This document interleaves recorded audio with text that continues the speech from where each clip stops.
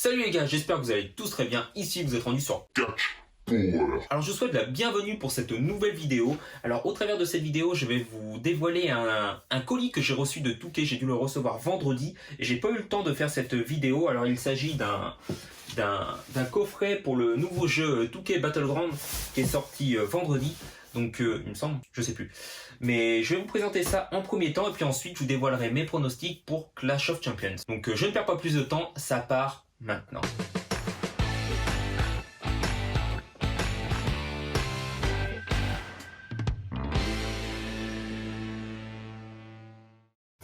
Alors pour commencer cette vidéo avec ce petit unboxing que j'ai pu recevoir de Touquet, que je remercie d'ailleurs parce que ça me fait extrêmement plaisir qu'ils ont pensé à moi, puisque la chaîne n'est pas encore très importante, hein. Je commence et ça fait plaisir qu'ils ont pensé à moi, puisqu'il y a d'autres youtubeurs qui s'investissent également, donc encore merci. Donc le coffret est plutôt sympa, le packaging est vraiment cool. On peut voir, il y a d'autres youtubeurs qui ont fait la vidéo, hein. J'arrive très tard malheureusement, mais bon, c'est comme ça. Donc on peut voir que le packaging est très beau. Franchement, ça fait vraiment stylé. On peut voir le design est au top. Donc je vous montre ça dans les détails, pardon, parce que franchement c'est cool. C'est cool. Donc voilà. Donc on ouvre la boîte. Donc, cool. Alors agréablement surpris quand j'ai ouvert cette boîte. Un crocodile, une peluche, la mascotte du jeu, pardon. Franchement elle est stylée. Elle est très bien faite, on peut voir. Je sais pas comment que je vais l'appeler. On pourrait l'appeler Gaspard, hein. Hein mon Gaspard? Franchement elle est cool, elle est de très bonne qualité. On va la poser là, hein. Ouais. Ensuite nous avons une bouteille. Donc c'est une bouteille en métal, comme une sorte de thermos qui garde à température pendant un certain temps. Franchement c'est cool. C'est un produit de très bonne qualité également. Franchement je trouve ça vraiment stylé. Donc du coup marqué Touquet Battleground. Franchement c'est stylé. Ensuite l'intérieur de la boîte, nous avons un double fond, donc comme ceci. Franchement les graphismes sont cool. Alors j'ai eu l'occasion de jouer ce week-end, Axel est passé à la maison quand j'ai fait ma fameuse vidéo. Je vous invite à aller regarder ma précédente vidéo où je vous présente cette ceinture, la ceinture universelle, où je reçois cette ceinture universelle. Franchement elle est cool. Et puis d'ailleurs je vous lance un défi. Où si vous arrivez à atteindre 1500 likes pour ma vidéo unboxing de cette ceinture, je vous laisserai le choix de choisir ma prochaine ceinture que je vais acheter. Donc vous avez le choix surtout, hein. Si j'atteins les 1500 likes, j'achèterai cette ceinture. C'est-à-dire que ça peut être la ceinture des États-Unis, la ceinture de Edge, etc. Et Axel m'a dit la ceinture 24/7, mais j'en veux pas, bien sûr, j'en veux pas de cette ceinture, je la trouve vraiment affreuse. Donc on évite cette ceinture, mais bien sûr, j'aimerais bien une autre ceinture. Il y a de très belles ceintures sur le shop. Donc je vous invite à aller voir cette vidéo, et puis surtout, avant de commencer toute chose, n'hésitez pas à vous abonner, les pouces en l'air, les commentaires, ça fera extrêmement plaisir, franchement. J'ai vu d'ailleurs avec Axel, ouais, je cause beaucoup, excusez-moi, j'ai vu d'ailleurs, on a parcouru nos deux chaînes, et puis il me dit va voir le nombre de personnes qui ne sont pas abonnées à ta chaîne qui regardent tes vidéos, et vous êtes plus de 63% à ne pas être abonnés. Donc les gars, faites un effort, c'est gratuit, hein. Abonnez-vous, ça me fera extrêmement plaisir, ça permet de soutenir la chaîne, de donner vraiment un très bon coup de pouce. Donc voilà. Donc revenons à ce petit unboxing, puisque faut pas que la vidéo dure trop longtemps, puisqu'il y a les pronostics derrière. Donc ensuite, avec ce double fond, on ouvre cela, hop, Touquet Battleground. Donc oui, ils ont pensé à tout. Ils ont pensé à tout, à un masque en cette période de crise sanitaire. Nous avons le masque Touquet Battleground. C'est cool, franchement, c'est stylé d'avoir pensé à ça. Bon, le logo, il est pas centré, hein. Le logo n'est pas centré. Ouais, non, il est pas centré. Quel dommage. Donc c'est cool. Après, c'est pas un masque que je mettrais tous les jours, bien, parce que j'en aurais pas forcément l'utilité, mais ça peut dépanner. Mais c'est cool d'avoir pensé à ça, c'est sympa. Ensuite, nous avons une sacoche. Une sacoche militaire, elle est de très bonne qualité également, donc c'est cool, merci. Ça permettra de mettre je ne sais pas quoi quand nous irons en voyage. Franchement c'est cool, bah je suis content. Donc toujours Touquet Battleground, c'est stylé. Donc pour conclure, c'est le cas, moi je vais jouer sur la PS4. Donc je pense que je ferai des vidéos à ce sujet avec Axel, avec des potes, on va jouer. Après c'est un jeu détente, hein, honnêtement, le jeu 2K Battleground. Ça va Gaspard? C'est un jeu détente, hein, c'est un jeu d'arcade, ça permet de passer du bon temps, ça n'a rien à voir avec les jeux que nous avons l'habitude d'avoir sur la WWE, hein, ça n'a rien à voir. Mais c'est cool, franchement, puis ça permet de patienter jusqu'au prochain 2K. Donc je remercie encore 2K d'avoir pensé à moi pour ce colis, ça me fait extrêmement plaisir. Et puis dites-moi dans les commentaires si vous avez acheté le jeu, parce que franchement je le trouve plutôt bien fait. J'ai joué, Axel l'a également sur la Switch, et franchement c'est cool, c'est vraiment sympa. Donc voilà, donc maintenant je ne perds pas plus de temps, je vous ai assez fait patienter pour mes pronostics de Clash of Champions, ça part maintenant. Donc pour commencer mes pronostics, nous arrivons avec le kick-off, où c'est Asuka qui va défendre son titre, le titre de la WWE, le titre d'Euro, contre Zelina Vega. J'ai mon ordi à côté, donc je trouve ça un peu dommage d'avoir mis ce match dans le kick-off, parce que c'est encore une fois un titre majeur quand même qui est défendu dans le kick-off. Bientôt nous allons avoir le championnat de la WWE ou le titre universel dans le kick-off. J'ai vu ça aussi sur les réseaux, mais je trouve ça un peu dommage parce que elle mérite pas d'avoir cette place dans le kick-off. Alors, qu'est-ce que j'en pense de ce combat Asuka contre Zelina Vega? Bon, pour ma part, Zelina, ça va être compliqué qu'elle remporte le combat, puisque avant, elle a été quand même pas mal de temps, depuis plusieurs années, la manageuse d'Andrade, tout ça. Maintenant, elle ne l'est plus. Elle a voulu s'élancer en solo en tant que superstar. C'est cool, franchement, parce que je pense qu'elle a beaucoup de choses à nous montrer. Elle a de quoi faire. Mais je pense que c'est un peu tôt pour qu'elle remporte le titre, surtout face à Asuka. Donc ça, je pense que ce match est pour meubler la carte, hein, honnêtement. Mais j'ai hâte de voir, ça peut pas être déplaisant.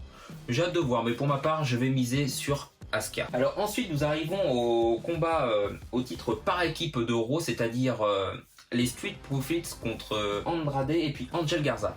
Ouais, je regarde à côté, excusez-moi, hein, ça fait pas très pro, mais pour ce combat, je vais miser sur les Street Profits, puisque ils sont déjà champions, et je trouve qu'il y a quand même pas mal de querelles entre les deux, entre Andrade et puis Angel Garza, ça s'effrite un peu, donc pour ma part je donne pas cher à cette équipe, mais bon. Après franchement, s'il n'y aurait pas eu ces querelles, je pense qu'ils auraient très bien porté les ceintures par équipe, franchement au top, mais je vais miser sur les Street Profits. Ensuite, nous arrivons au titre des États-Unis. J'adore cette ceinture. Il y a longtemps que j'ai pas fait d'ailleurs de review de show, de pay-per-view, tout ça, puisque j'en voyais pas l'utilité, le nécessaire, puisque les shows me convenaient pas avec cette crise sanitaire, tout ça. Je voyais pas l'intérêt, j'étais pas motivé à faire. Voilà, j'ai envie de revenir faire une petite vidéo prono. Donc voilà. Donc pour ce titre des États-Unis, franchement, je kiffe. Il est au top, il est super beau. Franchement, j'adore. D'ailleurs, n'hésitez pas à aller lâcher ma vidéo unboxing, et puis dites-moi dans les commentaires si vous voulez que j'achète cette ceinture. Je ferai un unboxing à ce sujet, parce que je la trouve très belle, elle est au top. Ce combat entre Lashley et Apollo Crews, j'ai hâte de voir. J'adore d'ailleurs cette nouvelle équipe du Hurt Business, je trouve ça au top, les mecs ils ont vraiment la classe, c'est cool, franchement c'est cool. Et puis bon là ils sont un petit peu en rivalité avec Retribution, on peut voir que c'est un peu la guéguerre entre les deux. Donc à voir ce qui va se passer, mais pour ma part, je pense que Bobby Lashley va conserver sa ceinture. Après, je vois pas, à part que si Retribution intervient et fasse perdre le titre, et puis qu'après on arrête avec le titre des États-Unis. Oh non, parce que le titre des États-Unis apporte quand même une certaine valeur au Earth Business. Donc je vois pas la victoire d'Apollo Crews, malheureusement. Mais j'ai hâte de voir ce combat, franchement c'est cool. C'est cool, et Retribution, une petite parenthèse là-dessus, j'ai été surpris. Pas en bien, franchement. J'aurais vraiment apprécié moi qu'ils fassent continuer ce suspense de superstar masqué, on connaît pas l'identité, tout ça. Là ils arrivent, ouais. À voir la suite, mais j'ai été surpris et voilà quoi. J'en dis pas plus. On verra la suite, hein. On peut pas se prononcer maintenant. Donc on passe au prochain combat. Alors pour ce prochain combat, nous arrivons avec Jeff Hardy, le champion intercontinental. Qu'est-ce que c'est bon de revoir Jeff Hardy. Il faut savoir aussi que Jeff Hardy a signé un nouveau contrat avec la WWE. C'est super cool, franchement j'adore.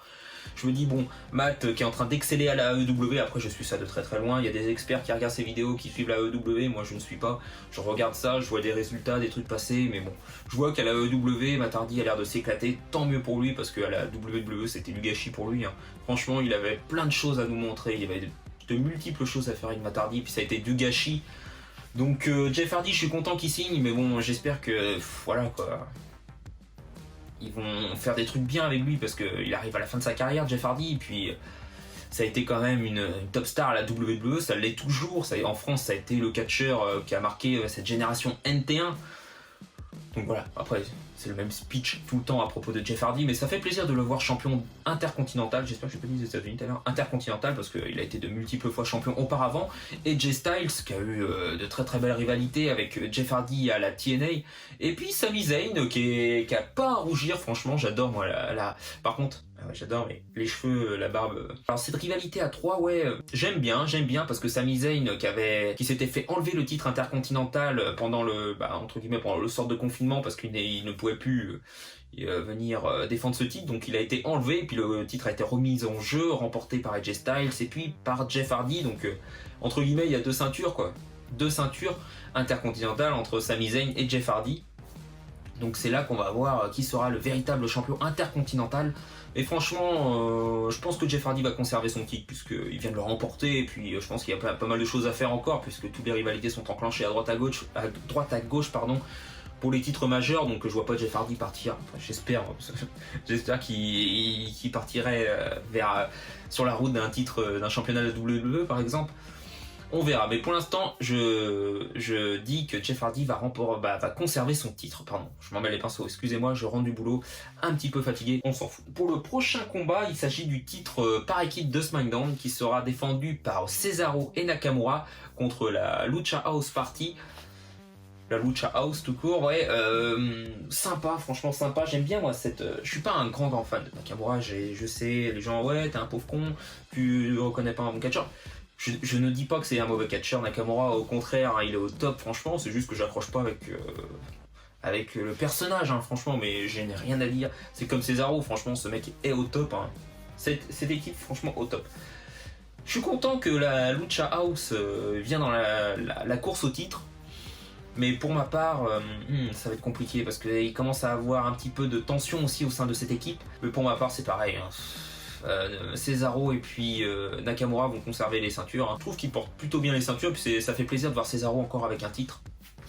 Parce qu'on peut voir qu'ils sont toujours pas décidés à le monter plus haut, et puis je pense qu'ils vont jamais monter Cesaro au sommet, quoi. Faire du Kofi, ça serait ouf, mais bon, il faudrait que les fans soient avec lui. Cesaro le mérite, hein, c'est un super athlète, un super talent, et puis il est au top, quoi. Puis bien sûr, il est européen, il est suisse, ça fait plaisir. Ça fait plaisir.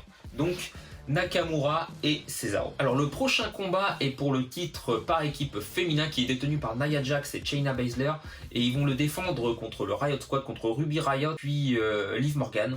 C'est cool, après bon, agréablement surpris de l'équipe entre Shayna Baszler et puis Nia Jax, franchement c'est venu un peu de nulle part, j'ai hâte de voir pour la suite. Après, je les vois pas perdre le titre maintenant non plus, en fait, il n'y a pas de changement de titre dans cette vidéo. Parce que Liv Morgan, ouais, un peu déçu qu'ils remettent Liv Morgan et puis Ruby Riott, parce que franchement, ils ont été cassés le clan du Riot Squad pour les remettre ensuite ensemble. Puis en plus, c'était un peu parti en sucette, tous ces trucs. Ouais. C'est vrai, Gaspard, t'en penses quoi, toi, de Ruby Riott et puis Liv Morgan? Ouais, on est d'accord. Mais ouais, je pense qu'ils vont conserver la ceinture, Nia Jax et puis Shayna Baszler. Ouais, après vraiment déçu, j'en ai parlé à Axel d'ailleurs quand on a fait cette vidéo, je lui disais t'as vu la ceinture par équipe, elle est cool et tout, à l'époque de New York quand on avait été, il venait de la dévoiler à Elimination Chamber, et puis cette ceinture, c'était une révolution un peu encore pour le roster féminin quoi, un titre par équipe c'était cool, et puis là bon, c'est un peu tombé à l'eau quoi, Vince il sait pas trop quoi en faire, c'est dommage. Je trouve ça très dommage parce que c'est vraiment cool. Franchement, il y a du potentiel, mais bon, c'est pas utilisé correctement. Alors pour la suite, nous arrivons avec le championnat féminin de SmackDown qui est détenu par Bayley, qui va affronter Nikki Cross. Encore une fois, ouais, je vois pas du tout Nikki Cross gagner puisque on peut voir que ça y est, c'est enfin parti en sucette entre Bayley et Sasha Banks. Et pour moi, ça va repartir. La rivalité continue quoi. Là, ils ont mis Nikki Cross pour boucher les trous, mais une fois que ça va repartir avec Sasha Banks, ça va partir comme à la NXT, hein. Pour ma part, c'est ce que je pense. Et puis le titre sera en jeu, et puis voilà quoi. Donc Bayley va conserver ce titre. Pas grand changement de titre au travers de cette vidéo. Pour ma part, chez Catch Power, c'est pas ouf. Ah, ça y est, on passe à quelque chose de sérieux. C'est pour le titre de la WWE. Drew McIntyre contre Randy Orton. Qu'est-ce que je kiffe. Je kiffe vraiment cette rivalité. Orton, franchement, il me surprend. Il me surprend parce que il est aussi à la fin de sa carrière, hein. Il a fait les plus belles années sont derrière lui, hein, entre guillemets, et puis là c'est au top, franchement c'est au top, puisque Drew McIntyre pareil, quel dommage qu'il n'y a pas eu le retour des fans, tout pareil. Non, où il y a eu ce confinement, tout ça, ce Covid, parce que Drew McIntyre en fait ça aurait été tellement ouf à Mania qu'il batte et qui remporte le titre, ça aurait été ouf, qui batte Lesnar, je cherchais. Qui c'est qui avait la ceinture? Oui, c'était Lesnar, ça aurait été ouf. Et là, Randy Orton, franchement, il donne de la valeur à ce truc, quoi. Il donne de la valeur, même.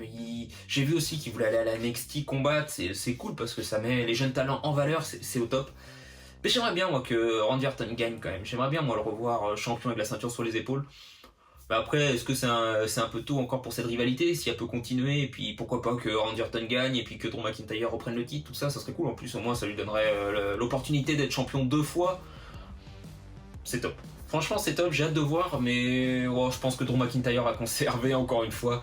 Je pense, mais j'ai hâte de voir ce combat. Franchement, c'est au top. Cette rivalité, elle est top. On passe au suivant. Le suivant, j'ai hâte. Franchement, j'ai hâte. Ça, c'est le chef. Hein. Ça, c'est le chef. Ouais, je sais, il y a des gens qui aiment pas, mais franchement, moi, c'est mon catcheur. C'est ma superstar favorite. Et on arrive bien sûr avec Roman Reigns accompagné de Paul Heyman contre Jey Uso. Franchement, c'est au top. Au début que j'ai vu cette rivalité qui s'enclenchait avec Jey Uso, je me suis dit, c'est quoi cette daube? Je m'explique. Roman Reigns remporte le titre, il est en rivalité entre guillemets avec Braun Strowman et puis Bray Wyatt, donc des top stars. Je dis pas que Jey n'est pas une top star, hein. Mais bon voilà quoi, c'est une superstar qui est surtout connue pour être une superstar par équipe, accompagnée de son frangin Jimmy. Donc cool quoi, et quand je vois ça, je me dis oh putain, qu'est-ce qu'ils font? Et puis après Axel, je dis ça à Axel, et puis Axel me dit mais non, c'est cool, parce qu'après tu vois, ça peut mener au rock. Mais carrément. Parce qu'en fait là, ce qu'il voulait dire Axel en gros, dans ce qu'il voulait m'expliquer, c'est qu'il va se mettre à dos toute sa famille, puis ça va finir par le rock qui va arriver. Bon, arrête de faire les conneries, Roman là. Calme-toi. Donc voilà. Et je trouve ça cool parce que j'aime bien ce que ça apporte là. C'est un truc que, pour ma part, qu'on connaît pas trop. Et puis Roman Reigns en heel, je le trouve au top. Franchement, je le trouve super charismatique. Bon après, vous savez ce que j'en pense de Roman. Donc voilà, c'est carré quoi, c'est carré. Hein. Et pour conclure, Roman va conserver la ceinture, c'est évident. C'est évident et la ceinture lui va super bien. Et puis Paul Heyman avec lui, on pouvait pas rêver mieux. Franchement, moi j'adore moi SummerSlam, cette signature de contrat quoi. Allez tiens vas-y, on y va. Oh mais là quand j'ai vu ça, parce que j'ai vu le show moi après quoi, j'ai vu le show après le boulot, je suis rentré, j'ai vu le network, peinard. Et j'ai bien vu que sur Insta j'avais des notifications, je me suis dit je vais pas les voir parce que je vais être spoilé, mais en aucun cas je pensais que Roman allait faire son retour, mais pour magnifique. C'est du perfect, c'est carré.